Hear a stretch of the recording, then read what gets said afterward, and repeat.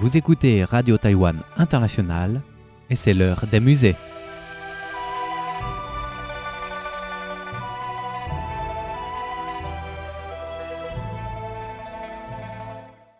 Mes plus chers amis francophones, bonne année! Le temps passe si vite, c'est déjà la 11e année que nous nous rencontrons en air chaque semaine. Après 10 années de diffusion de l'heure des musées, émission qui m'a permis de présenter une infinité de sujets et de perspectives aux auditeurs francophones. Depuis 2 ans, j'ai visé à établir un glossaire sur le mode d'un petit dictionnaire agrémenté d'illustrations qui permettrait aux auditeurs intéressés de connaître des termes et noms propres relatifs à l'histoire de l'art chinois et donc de la mieux comprendre et apprécier. Et pendant les 2 années passées, nous avons appris notamment les termes sur la calligraphie, la peinture, ainsi de la céramique. Depuis le 4e trimestre de 2022, nous avons commencé à nous intéresser aux termes sur la laque et on n'a fini que la première partie sur la classification.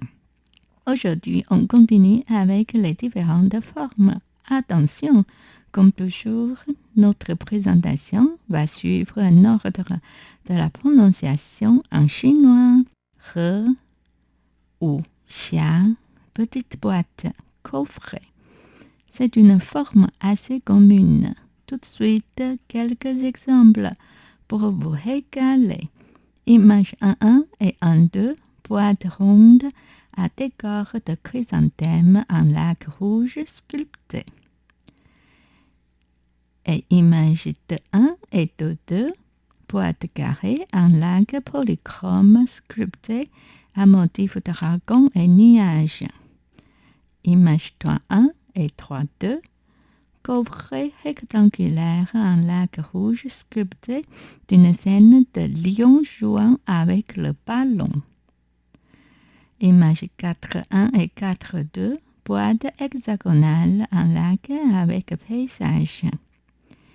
La surface de cette boîte utilise une technique japonaise maquillée, littéralement peinture parsemée, ou image saupoudrée.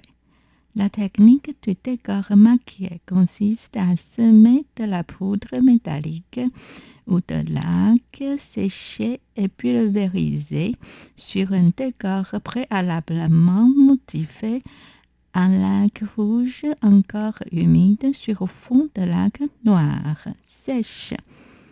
Le tout est recouvert après séchage d'autres couches de laque qui seront poncées. Pour finir, on recouvre le tout de laque claire. Cette technique a été développée principalement à l'époque de Heian, 1694 à 1185, et s'est épanouie à l'époque d'Edo, 1603 à 1868. Tire, boîte portative. Voici un exemple montré dans les images 5.1 et 5.2. Coffre laqué noir avec dragon peint en or. Le motif de nuage est relativement formel et géométrique. Les yeux de dragon semblent regarder tout droit vers l'extérieur de la couverture, tandis que le corps est tordu. La queue est grande et le cou petit pour créer une impression de distance spatiale.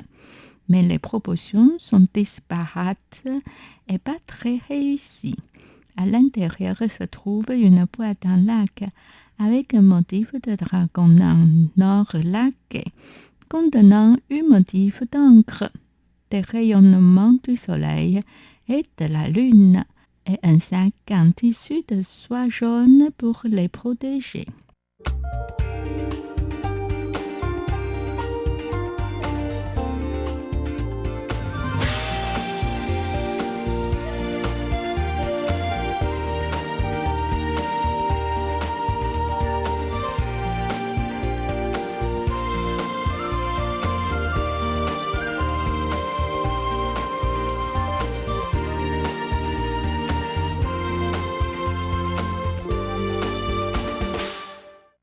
河、展河, boîte avec plateau encastrable, récipient pour contenir plusieurs desserts, boîte à bonbons. Voici un exemple montré dans les images 6.1 et 6.2, boîte lobée en lac-bande marron et or à motif dragon et phénix.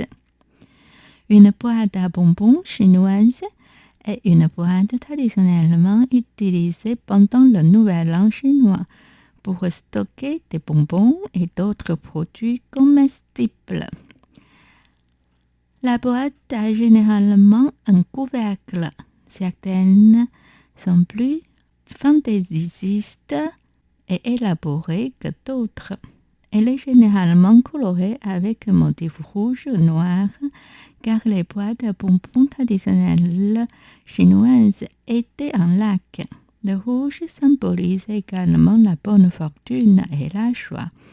En raison du prix plus élevé de la laque, la plupart des boîtes à bonbons chinoises modernes sont en plastique, mais certaines d'entre elles sont encore en lac. La boîte est généralement utilisée pour le Nouvel An chinois, bien que certaines cultures régionales chinoises puissent l'utiliser pour d'autres éléments importants, tels que les mariages chinois. Habituellement, elle se compose de 8 ou 6 chiffres porte-bonheur chinois, sorte de fruits secs, en conserve ou même de légumes secs comme la courge amère.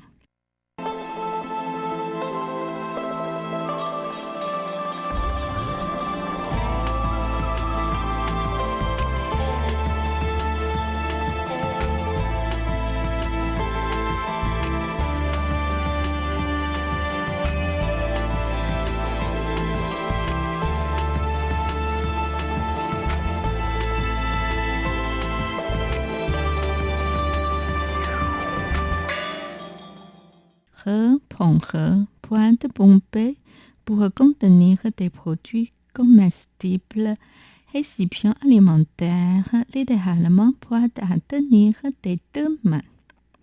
Voici un exemple montré dans les images 7.1 et 7.2. Couvré en lac sculpté polychrome à motifs antiques et fleuris. Ce genre de récipient n'a ni anse ni lien, ni bouton, mais un corps assez encombrant. On ne peut que la tenir des 2 mains en la déplaçant, d'où son nom boîte à tenir des 2 mains.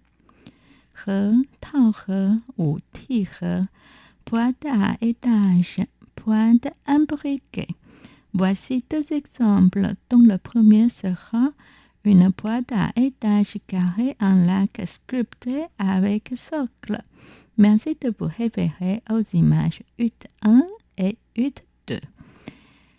Et le deuxième exemple, merci de vous référer aux images 9.1 et 9.2, boîte en lac à 4 niveaux avec décoration florale encerclée. Cette boîte esquisse contient 32 pièces de jade, voir l'image 9.2. Bon, on va s'arrêter là pour aujourd'hui. Sachez que la laque provient d'un arbre appelé qishu en Chine, que l'on connaît en Occident sous le nom de Rhus verticifera. On trouve cet arbre dans les provinces chinoises du centre et du sud du pays, mais il est également présent au Japon, en Corée, dans plusieurs régions d'Asie du Sud-Est. C'est dans les provinces du Sichuan, du Hubei, du Hunan, du Guangxi, du Fujian et du Zhejiang qu'est cultivé le qishu. Le cultivateur estime que c'est après sa 10e année qu'il procure sa meilleure qualité de laque. Pour récolter sa sève, il faut inciser l'écorce de l'arbre et recueillir la sève dans un côté. Toutefois, les cultivateurs doivent prendre de grandes précautions car cette sève est toxique lorsqu'on la respire et au toucher. En effet, elle provoque des affections respiratoires et des abscesses. Voilà, c'était l'heure des musées, réalisé et animé par Miao Yonghua, diffusé depuis Taipei, Taïwan.